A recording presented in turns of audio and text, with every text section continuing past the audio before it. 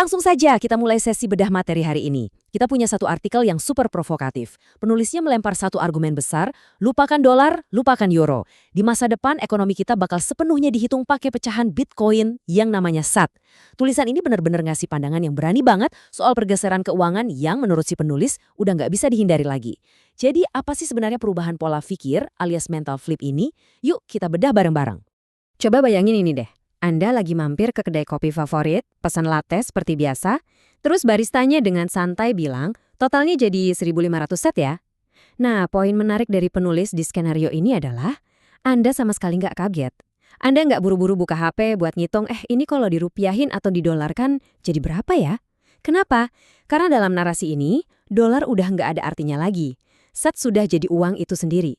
Ini cara penulis memancing kita buat membongkar total pemahaman dasar kita soal uang. Dengar cerita barusan, mungkin reaksi pertama Anda adalah, wah, gila nih.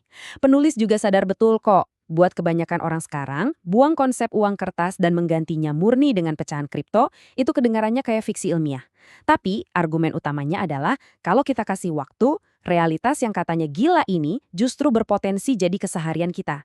Kita ditantang buat stop mikir pakai kacamata finansial hari ini. Masuk ke bagian pertama, jebakan bias unit. Apa sih yang sebenarnya bikin kita susah banget mikir ke arah sana? Sering banget kan kita dengar keluhan kayak gini di luar sana. Waduh, harganya udah tembus $100.000, udah telat banget gue ketinggalan kereta. Atau, nanti deh, nunggu harganya turun dulu. Dan yang paling klasik, mana sanggup gue beli satu koin utuh harganya segitu? Nah, menurut teks yang kita bahas ini, semua alasan itu muncul karena kita pakai lensa yang salah. Kita masih aja ngukur masa depan pakai mata uang tradisional, yang menurut artikel ini, sebenarnya udah dirancang buat pelan-pelan menghilang. Masalah intunya itu ada di yang namanya bias unit. Ini semacam jebakan psikologis teman-teman. Kita terlalu fokus lihat harga satu Bitcoin utuh yang selangit, sampai akhirnya kita mikir, gue nggak mampu. Kita jadi lupa kalau koin itu bisa dipecah-pecah. Sumber kita bahkan bilang, bias unit ini tuh ibarat pencuri yang ngerampok kita secara diam-diam. Bias ini bikin orang tetap terjebak di uang fiat, cuma karena ngerasa Bitcoin itu barang elit. Padahal faktanya sama sekali nggak gitu kalau kita mau ganti cara pandang. Masuk ke bagian 2, membedah SAT. Nah, biar kita bisa lepas dari jebakan pikiran tadi, kita wajib banget paham mekanika aslinya. 100 juta. Iya, 100 juta. Ini bukan sekedar angka acak. Ini adalah fakta matematis fundamental dari Bitcoin yang sering banget dilupain orang. Satu keping Bitcoin itu persis terdiri dari 100 juta unit yang lebih kecil. Nah, unit-unit super kecil inilah yang kita sebut Satoshi atau SAT. Tulisan ini nekenin banget. Justru karena pecahan ini jumlahnya melimpah ruah, nantinya SAT inilah yang bakal dipakai buat beli segala macam kebutuhan. Jadi mitos kalau kita harus punya satu koin utuh itu, ya murni mitos.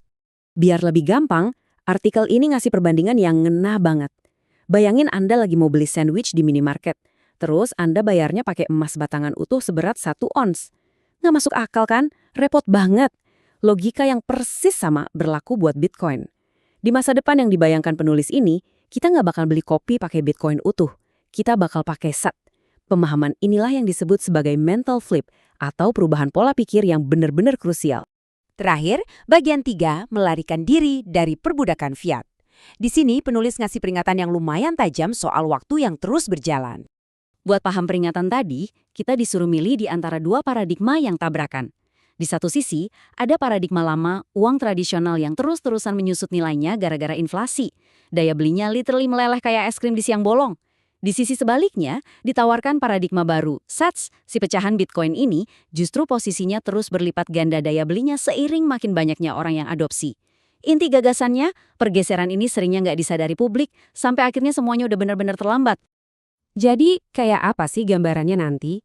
Penulis melukiskan kehidupan sehari-hari di mana semuanya udah nggak ada urusannya lagi sama sistem fiat.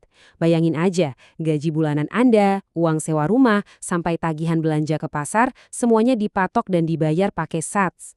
Nah, pas masa transisi ini kejadian, teks ini bilang opsi Anda cuma 2. Anda udah siap duluan dan berada di depan kurva, atau Anda bakal benar-benar tertinggal dan nggak mampu lagi menjangkau harga-harga di masa depan. Dari situlah muncul istilah ngeri ini, perbudakan fiat.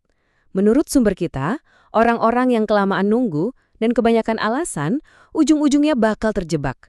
Mereka cuma bisa gigit jari di pinggir lapangan, ngeliatin 1 juta SAT yang mungkin kalau sekarang gampang banget dikumpulin, dipakai buat beli barang yang dulunya harganya ribuan dolar. Ini digambarin sebagai momen jatuhnya nilai mata uang konvensional yang berhadapan langsung dengan naiknya standar Bitcoin. Bikin mereka yang nggak siap jatuh ke dalam keterpurukan ekonomi. Di bagian akhir, artikel ini ngasih seruan yang lumayan berapi-api. Dengerin ini ya.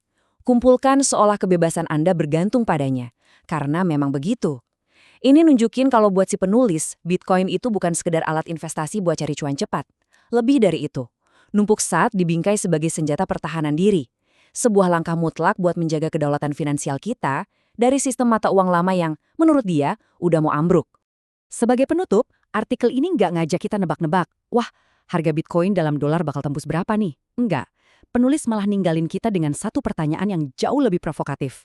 Pertanyaannya gini, berapa banyak SAT yang bakal saya butuhin saat Bitcoin benar-benar jadi mata uang utama? Ini dia inti dari pergeseran mental yang kita bedah hari ini. Sebuah tamparan yang nantang kita buat berhenti ngeliatin saldo uang konvensional di bank dan secara fundamental mempertanyakan masa depan uang itu sendiri. Pastinya ini pertanyaan yang bikin kepikiran kan?